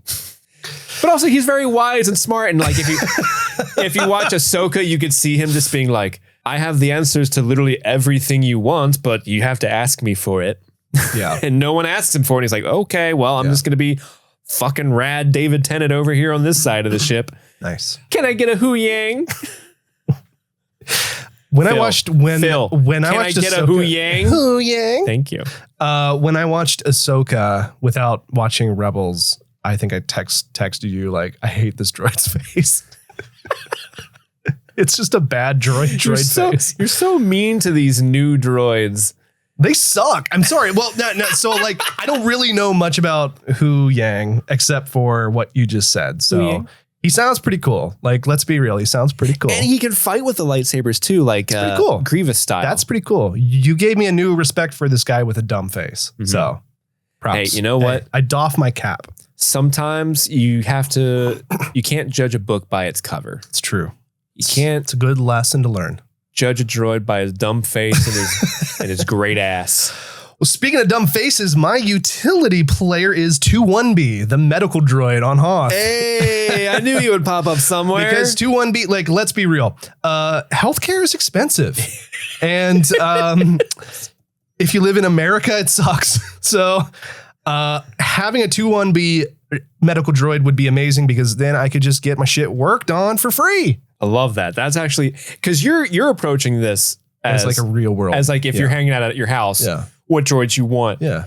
And if that's your plan, if that's your strategy, that's my strat. Great pick. Yeah. Amazing pick. 21B. So I'm thinking like, cool, like I've got K2SO who can do it all. I've got L337 who can do it all. I've got IG88 who can fight and protect. I need somebody to fix me if I get sick, if I get hurt. Yeah, you don't want IG88 to try to fix you. No. You don't want L3 to try to fix you. So I'm thinking 21B is my guy. Like, I think that would be a very useful droid to have around. Mm-hmm. So that's my utility player. I love that pick. I was hoping that 21B would get a shout out. More questions. Michael reads, hi, Steve. No Phil. No Phil. Fuck you, Phil. Cool, Michael. I mean, Brett at least gave me parentheses. Damn, Mike. This is for the Andor mailbag. Andor has definitely been one of my favorite shows and some of the best Star Wars ever. There are two things I wanted to bring up from the series. The first being the way Gilroy really wore his influences on his sleeve and pulled together so many references to real-life revolutions and rebellions, and the fascists who attempt to put them down. In college, I majored in history and American studies with a focus on the Middle East. That's awesome. In one of my courses, we studied the film The Battle of the Algiers, a war film from 1966 that depicts the Algerian resistance against the French, which occurred about a decade before the film was made. In order to present the film authentically, the director cast several members of the FLN resistance to participate in the major roles throughout the film, with unflinching depictions of torture, terror, and counterterrorism, all accompanied by an incredible Ennio Morricone score, which I can never say Morricone's name right, so that's on me. Which you did it. I mean, I always like my brain, like the gears have to rattle to do it. But his amazing score, which perfectly captures the tension. I was wondering, one, if either of you have seen it, and if so, and also if you can think of any other great films or shows that are in-depth looks at revolution. I have not seen this movie, and I can't think of any off the top of my head. What about you? So I haven't seen this movie in its entirety. Obviously, when the Gorman, a lot of people were talking about it throughout this season of Andor, and especially when the Gorman massacre happened, people were really like, "Oh man, that's Battle of the Algiers." Did Mike drop this in the Discord at one point? I think I saw him mention about this at one point. Yeah, he definitely did. You can actually watch this entire movie on YouTube. Oh, sweet. But I've seen clips of it. It's something I do got to check out. It looks really well made, and like they really are trying to make it as real as possible so it hits home. Yeah. And so you can see and you can definitely see the parallels between what happens on the Gorman Massacre episode and the Battle of Algiers for sure. But no, I have not seen it in its entirety, but I wanted to include this email because we didn't necessarily talk about this movie on the pod because we don't have a reference for it in our own lives, but it's like something that's a huge important thing that if you do love Andor, you should check it out. It's something worth looking into. On second thought, he continues, on second thought, as film school nerds who are great at picking apart blocking and scenes, can you analyze the Krennic Dedra scene in more depth? I feel like they did something really unique there that almost reminded me of an old computer game, Shifting Screens. Ooh, I like that. Maybe there's not much to it, but something felt especially unique and interesting about the way that particular scene was shot. Anyway, thanks for doing what you guys do. So glad Andor got coverage. Thanks, guys. Yeah. Michael, thank you, Michael, for writing in. Thanks, Mike. Yeah. I rewatched the scene. The scene somewhat mirrors a scene from the first season. Which one? It's when Dedra brings Cyril in because Cyril is putting too many FOIA requests for Cassian Andor. He's just being annoying. And it's the first time that her and Cyril meet officially. Yeah. I think he meets her before that. I don't know. It's when an earlier time that her and Cyril meet. Yeah. And so I think when you know that in your head and you watch the scene with Krennic, it's like now she's in the box, the right? hot chair. Yeah. Yeah. It's a good little twisting, whereas that first meeting was like, hey, I met someone that meant a lot to me, but I actually ended up, losing them because of my own actions to serve this empire. And now that very same empire has me in the chair and they're going to put me in prison and saying that I'm a spy and a traitor when I literally sacrificed someone that I cared about. Right. Like it makes it much more harder to view that character in that lens. Like she's like, oh man, that does suck for Dedra a lot. Yeah. Knowing that. But cinematography wise, they're definitely doing something cause she's in the box. She's a prisoner, all that stuff. I always think that the more I thought about that scene, cutting his head off in that scene to me felt like it's sort of relaying the mystery to the viewer because she's not sure what's going on with this whole thing. She's unsure. There's a mystery about why she's there.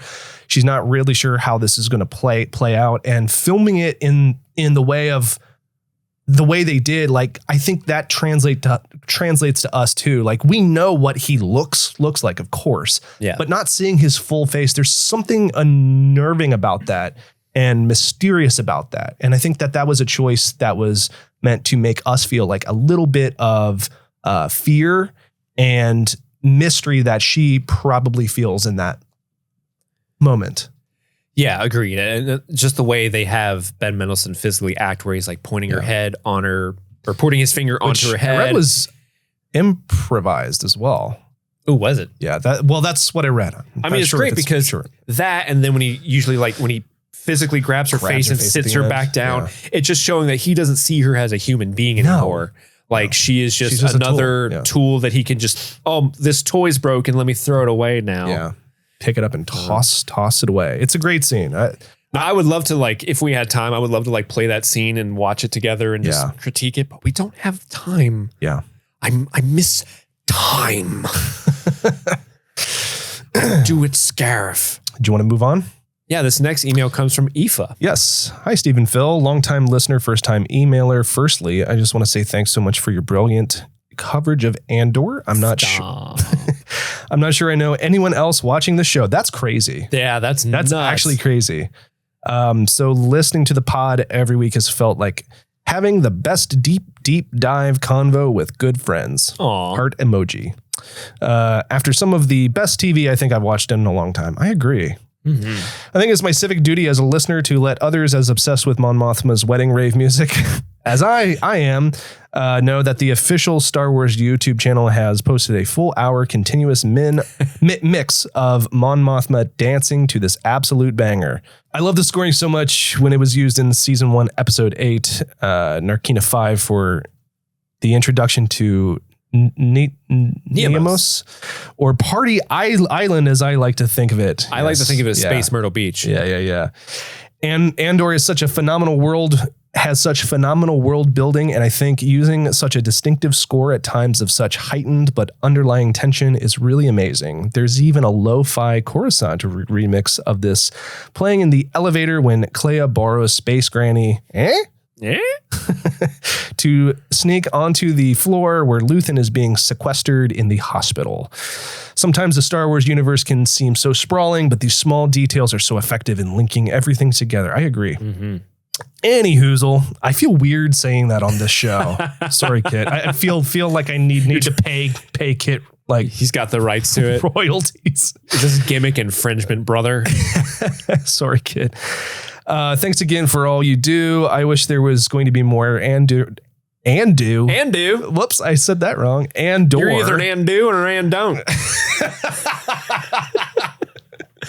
Pick a side. But thank the Force, there's always more streaming things to look forward to. Stone and Sky, Aoife. Stone and Sky. From Ireland. Stone and Sky.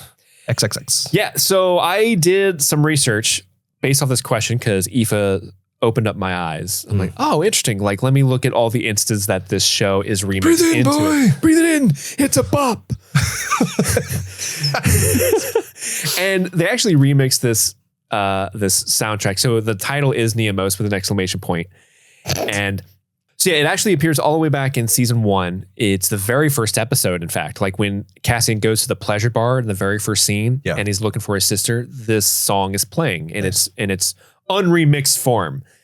And then, yeah, like Aoife says, it shows up a bunch of different times. It also shows up in season 1, episode 8, the announcement as an intro to Neamos when they go to the Space Myrtle Beach and they're doing like the big wide shots of the planet. Yeah. They show it there.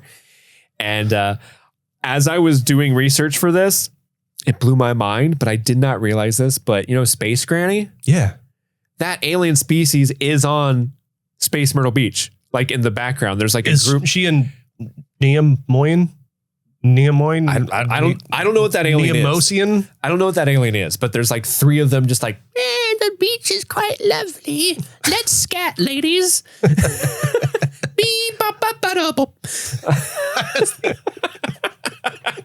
I'm the scat grand.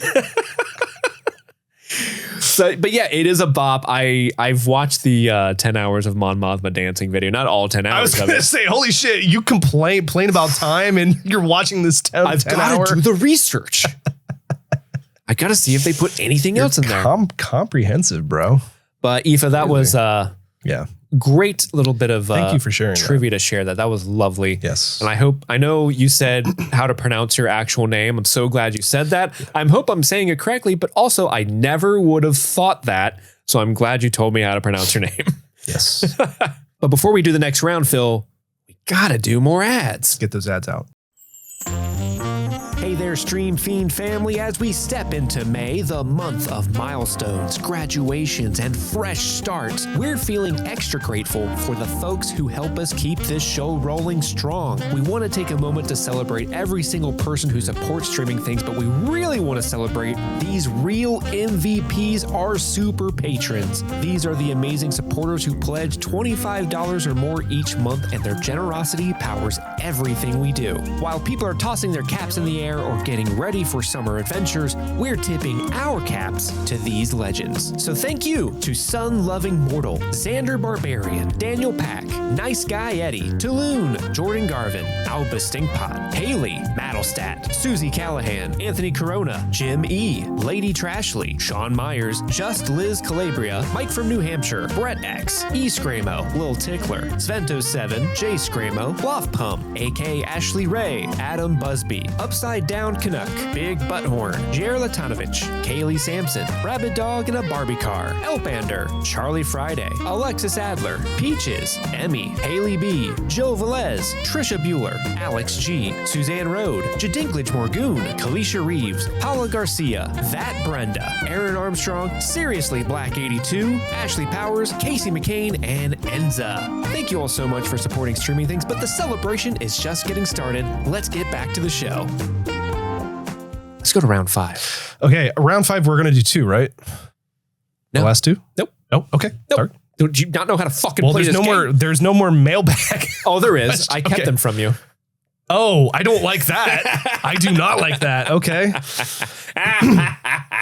Okay, so what are you going to pick now? Well, it's between wild card and the last one. Well, I'm going to pick the wild card, obviously. Okay. So the wild card one, honestly, this was actually harder for me to pick because that's insane. Only because there's everything. Yeah, I know. There's everything. This is the first one I picked. And so, what? Yeah. I'm interested to see what. Come on, you know. So I have 3 choices. Okay. And I have them like, okay, I'm going to pick this person if I think my team is lacking smarts. Okay. I'm going to pick this person if I think my team is lacking brawn. Okay. Pick this person if I want like a well-rounded pick. So what do you feel like you need to choose right now? Well, currently I know what I need to choose because I have a team of real heavy hitters, but they're small in stature. Maybe they lack a little bit in punch. I mean, not Chopper, but the others do. You need a big boy. They can't get around super well. I mean, they can roll around, but they can do flight, but they can't get around very fast, right? So I need someone that can help them in a fight and also get them where they need to go if they're in a pinch. Oh no. So I am going to pick Optimus Prime. Oh, okay. Autobots, like let's roll out. That's kind of a 2-in-1 because he transforms into a truck. Or anything. Sort of his whole thing. Yeah, he can. BB-8, you remind me of Bumblebee. Optimus Prime's the good one, right? Yeah. Gotcha. Okay. I don't know Transformers that well. So were you confused with Megatron? Yeah. Okay. Yeah.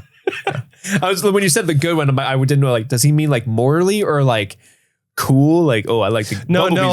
I mean like the good guy, like the So Optimus Prime is the leader of the Autobots. Okay. You love Transformers. I do love Transformers. That's one of my favorite things growing up, and like I'm such a nerd because I sat and really thought a long time, like, okay, if I pick a Transformer, which is the best one? Like, if I'm going from like a transportation aspect, do I just go with Astro Train? Because Astro Train can be a space shuttle and a train. Yeah.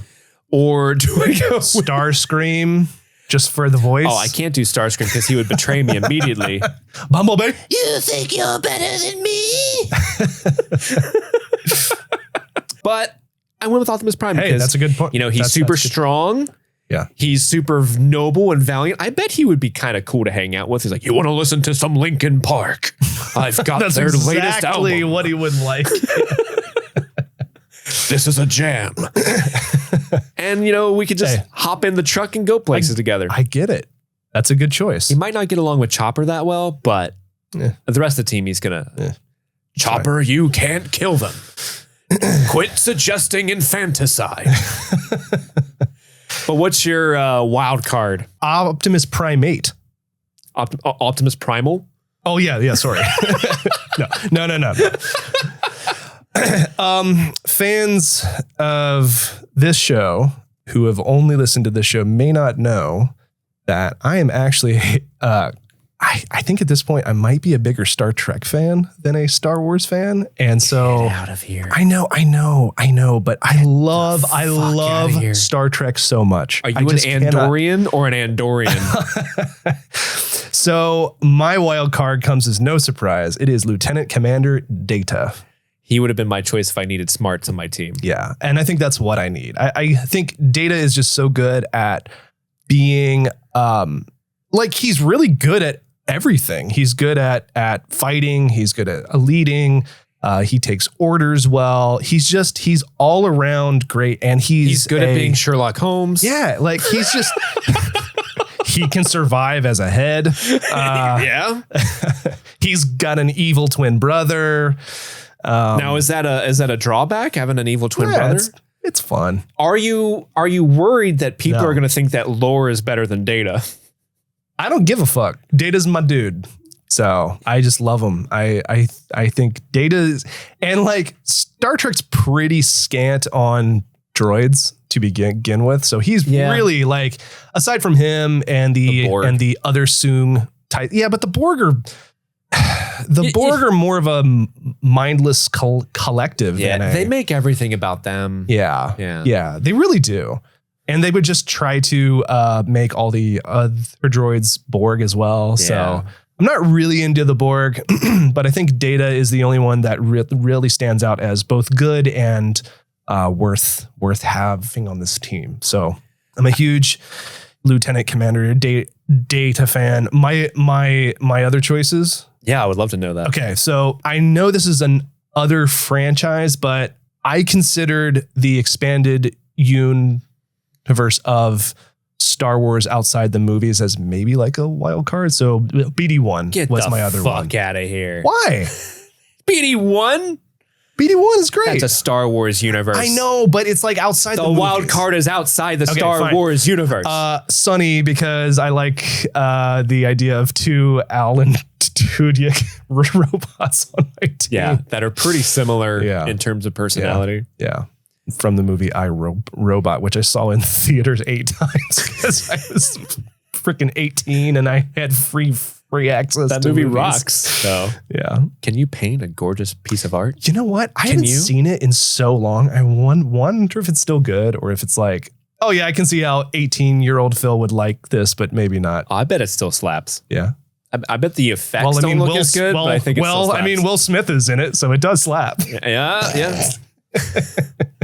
Do you know who the other one I had on my list? Who? So I had Data as well. Yeah. But my if I needed a brawny, fighty character, I was going to pick the T-1000.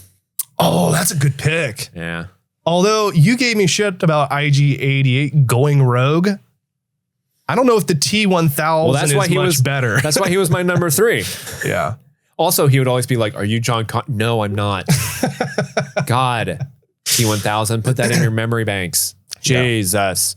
Okay, so let's go into round 5. There's only one email, but it's 3 questions. Which you didn't give me ahead of time. I didn't because I wanted you to be surprised by it. So actually there's 2 emails. I'm sorry, I fucked up. But the first one you're going to like. Okay. This is from Joey. Oh, my fave. On Discord. So Joey has written 3 fuck, marry, kills. Oh, jeez. First, fuck, marry, kill. Krennic. Perrin. She wrote Sergeant PP, but I think she means Supervisor Piss Boy. Sergeant PP's better. AKA Supervisor Hirt. Yeah. So who you fucking? Who you marrying? Who you killing? Ooh. So it's Krennic, Sergeant PP, and Perrin. Perrin, yeah. I guess I'm going to marry Perrin because he seems like the least resistance to my life than the other 2. Yeah, he's going to let you live your life. I mean, he didn't really interfere with Mon Mothma. Like the worst that he did was just be pretty absent and drunk. Yeah. So I guess I'm going to marry him. Okay. And I mean, like I would get to live in a nice palace. Oh yeah, yeah. In the city planet. It's beautiful. Yeah. I'm going to fuck Krennic. Just because I feel like he would maybe. All I need is time. I think he would awaken in me a version. Like you like the cape. A little bit. Yeah. He's got status. Yeah. So I'm going to want to get in with him. Okay. Right? All right. And Sergeant PP can go. He did. He did. Don't think he adds much to my life. So. Okay. Yeah. So you? I would also marry Perrin. Yeah. Because, you know. Are you going to fuck PP? I'm going to fuck Sergeant PP. I'm gonna get it on with Temu Jake Gyllenhaal. Yeah. Fake Gyllenhaal, as Brett calls him. Yeah. And I'm going to kill Krennic because I'm worried that if I leave Krennic alive, he's going to throw me in prison. Okay. All right. But I understand. Right, okay. I mean, he looks great in that case. Yeah. I mean, I understand the impulse. Yeah. And Sergeant PP is like, I'm going to call him that to his face and he's going to take it. Yeah. Right. So yeah, he's a fuckboy. Okay. All right. Fair. All right, our second group of fuck, marry, kill. Uh-oh. B2, scatting granny. Oh no. Oh no. Borgullet. Oh, Borgullet. So B2, scatting granny, or Borgullet. I'm going to marry the granny for sure. Oh, okay. Put a ring on it. Because she's going to die soon. She's just so innocent. And yeah, she might be loaded, so I might get in the will. I don't think fucking the Borgullet would be good because I'll lose my mind. Or would that be very good? No, it would be bad. So I'm gonna kill the Borgullet because I'm scared of it. Okay. And I don't feel like it would. I don't know what hole to put it in with the Borgullet. So you're gonna fuck B2 emo? Yeah, fuck him. He sucks. Where's Cassian? Go again. Sorry, B2, but by virtue of process of elimination.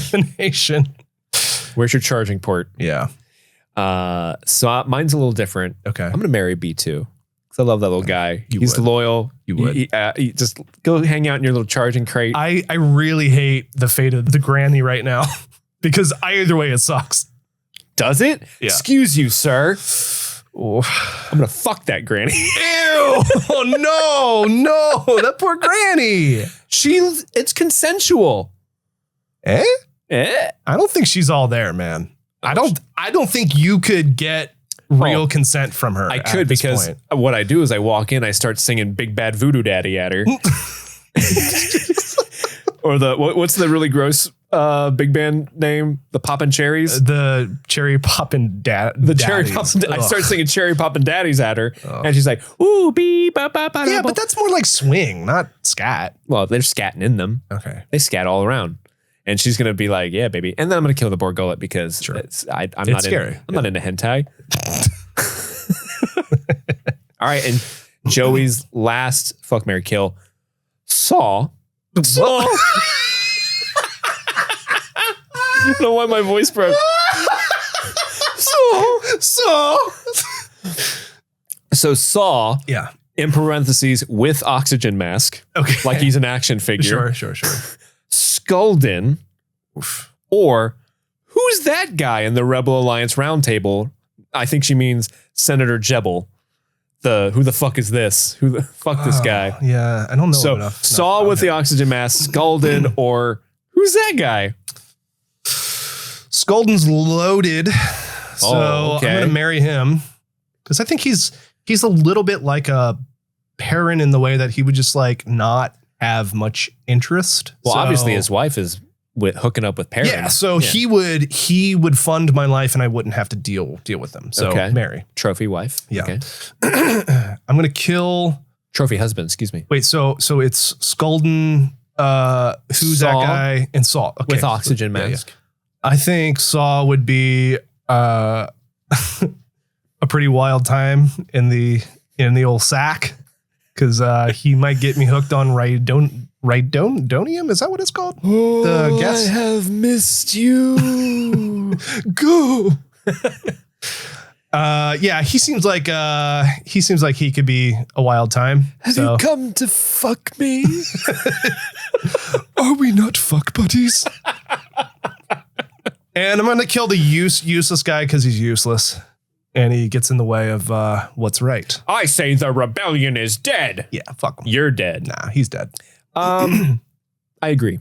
Okay. That's 100% what I would Okay, do. Yeah. Great. Yeah. Great. We're all in. We're fucking Saw, marrying Skulldin, and killing Senator Jebel, who the fuck that guy is. Thank you, Joey, for those thought experiments. I can always count on Joey to understand the assignment when I go into Discord. I'm like, hey, I need last minute questions. And Joey just shows the fuck up with that. Yeah. She rules. This last email, I'm not going to tell you who it's from. Okay. I will after I read it, but I'm not initially. Okay. But this is the last email. They write, is Phil an AI voice? Do you read Spotify reviews? No. In the 1993 show Sequest, is it basically the West Wing but underwater? I had ChatGPT write a joke. Please read it on the show and give me credit. The joke is, why did Cassian Andor get kicked out of the Rebel comedy night? because every time he said, I've been in this fight since I was 6 years old, people thought he was starting his set over again. This was written in. Wait, what? Wait, say the joke again? It doesn't make sense. Understand it. It doesn't make sense. It Okay, doesn't. All right. This was written in by Mike Grody. Okay, great. Thanks. Thank you, Mike Grody.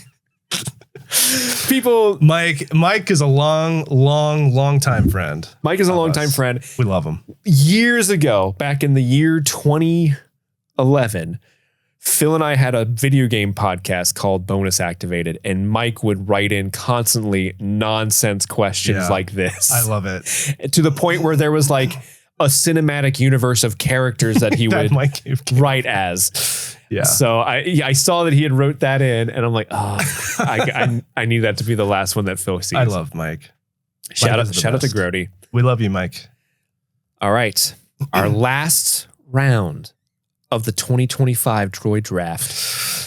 Just to recap, the standings are like this. On my team, my sidekick, BB-8, utility player, R2-D2, battle droid, Chopper, leader, Huyang, wildcard, Optimus Prime. On Phil's team, sidekick, K2SO, battle machine, IG-88, leader, L337, utility player, 2-1B, wildcard, Data. So on his team, Data is better than Lore, which is weird. We just have our most fuckables to pick. Okay, I know. I am 99% sure you didn't pick this. Phil, do you want to go? I kind of want you to go first this round. Okay, well, I've been going first. Yeah. Okay. All right. Okay, so there's a very specific reason why I picked this droid. One, because I really couldn't think of one. And also I have a motive behind my choice. Okay, motive. All right. I picked the WA7 waitress droid from the Dexter Jetsters diner. You want some coffee, hun? Because after, I'm more interested in maybe getting some breakfast and Jawa juice. Oh, so okay. I think you nasty boy. I think that droid would be good for the post-coital meal. But not necessarily the coitus itself. No. But I mean, too sharp of edges? Yeah, probably. So I think I picked that one just because I think I might get a free meal out of it.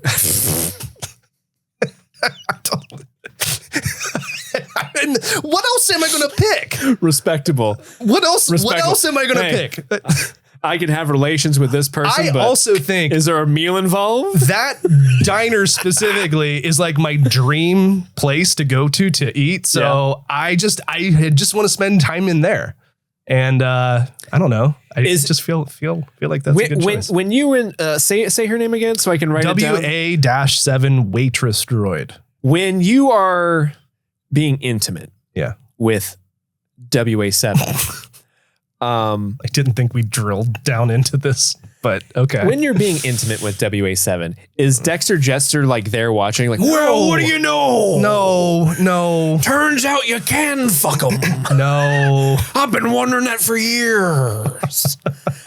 I've got 4 pinkies and nowhere to stick them. Oh, Jesus Christ. Oh no. This mustache ride hasn't had any customers.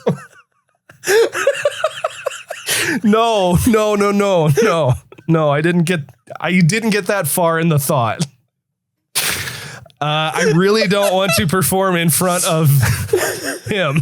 He's just flipping your pancakes like, you're doing great, boy. Oh my God. So that's my pick because I might get a free meal afterward. Oh, okay. And a cup of Jawa juice. I respect it. Yeah, thank you. I respect it. So who's your pick? Okay, so what is the theme of my team so far? Astromechs and Optimus Prime. The problem with astromech droids, to pick them as like your lover. Yeah. If you were to invite them into your bed. Mm-hmm. You know, they're just little trash cans, right? You can't, there's nothing going on. You can't cuddle with them. You can't dance with them. Like from a human shape perspective, right? You can't spoon them. They can't spoon you back. How much dancing are you doing before? Dude, it's a whole production over here. I light some candles. I put on some music. I invite Dexter Jetster over. But my problem is like the astromech droid, you can't do that. But sure, thanks to my search, I found maybe the sexiest droid, hands down, that's ever canonically been put on screen. Okay. This droid his name is MA-13. He is the fairy droid from Mandalorian. With 4 arms, so the Dexter Jetster thing really tying the whole thing together. Listen, if you are just listening on audio and not watching on video, so you can't see this stallion, imagine R2-D2 if he had legs, was 7 feet tall, and had big muscular arms, and then a smaller set of not as muscular arms, but we can ignore those. Yeah. What's very romantic, Phil? A gondola ride? A gondola ride. Guess what? He's gonna gondola you. Yes. So I'll meet him. He's gonna gondola you. He'll he's gonna gondola you. The old gondola. He's gonna gondola. Yeah, then fondle you. Yeah. Yeah, I'll meet him on the boat. We'll take a nice gondola ride. He'll serenade me with the beeps and boops of his people. This is crazy. We'll go back to my place. Dexter Jester's already there again, McKee. Light some candles. Turn on some Sting. And we're gonna have an evening. Right? Wow. So yeah, MA-13 is my Sting most is your fuckable choice for music. Why is that so out of the ordinary? Well, he's trained in the art of tantric sex, so it makes sense, right? Right. Sting's also invited. That's actually a very, very good point. So, but I mean, come on, look at this. Look at it. Look at that thirst trap. I see it. Look at him. Whew. Don't you want to just be held in his arms? That is a choice. In a world where I can't pick L3, sure, or Gonk. Yeah, you can't pick Gonk. That's MA-13's my one. Yeah. Okay. MA-13's all right. Fair. Sexy. Dude, I'm red in the face. I'm flustered. I'm hot and bothered over here. Are you hot and bothered? I'm so hot and bothered. Well, that has been this is the 2025 Droid Draft. That is the end. I want to thank everybody out there who took time to listen to the show. Thank you. Interact with us online on Discord, who sent us really amazing messages we got to read out today. So thank you to everyone. Thank you to those that sent us stuff that we didn't read out today. It's not that they weren't good. We just don't have a lot of time. Yeah. Right. So I got to be picky and choosy. Yeah. What we're going to do is I'm going to make a couple little graphics showing our individual teams. We'll put them up on the Streaming Things Instagram account where you can vote on what is your favorite. I'll also probably put it on Patreon and Discord as well and just get as many votes as possible. Just sweet. Whatever. I'll let you know at a later date which of us won according to you, who won the poll, but you are going to choose who had the best team. Is it Phil's team, who's got K2SO, IG88, L33721B, Data, the WA7 waitress droid, or is it going to be me? BB-8, R2-D2, Chopper, Huyang, Optimus Prime, or MA-13. It's up to you. The choice is yours. Phil, thank you once again for joining me on Andor. This has been so much fun. I am legitimately sad that this has come to an end because I have enjoyed coming here every Wednesday morning and doing this with you. And I'm so sad that it's done. I know. It's such a bummer. But hey, we'll always have Andor. We did it. Yeah. We were part of the Aldani heist. Yeah. But Phil. Yeah. You have a Discord thing? Yeah. Every week I shout out 3 Discorders. It just kind of came together that way. I feel bad that I'm not going to get to everybody, but I'm going to just shout out a bunch at the end since this is the last one. All right. There are no rules. So shout out to the Scramo sisters, Jenny and Emily. Shout out to the meme queen herself, Haley. Shout out to Caleb, Liz, Lily, Jim, Jay, Susie, and of course the one fiend to rule them all, Ricker. You thought I wouldn't get to you, Ricker, but I fucking did. So I like the moniker, the one fiend to rule them all. There you go. If I didn't get to you, I'm so sorry. But there will be hopefully another time and I can shout out more. You always live in our hearts, all of you. Yeah. Even the ones of you who haven't joined Discord yet. You're in our hearts. Thank you. But we've got to return some hollow discs. We do. My name is Steve. And I'm Phil. And I'm Steve. And this was Streaming Things, Streaming Andor. Happy streaming.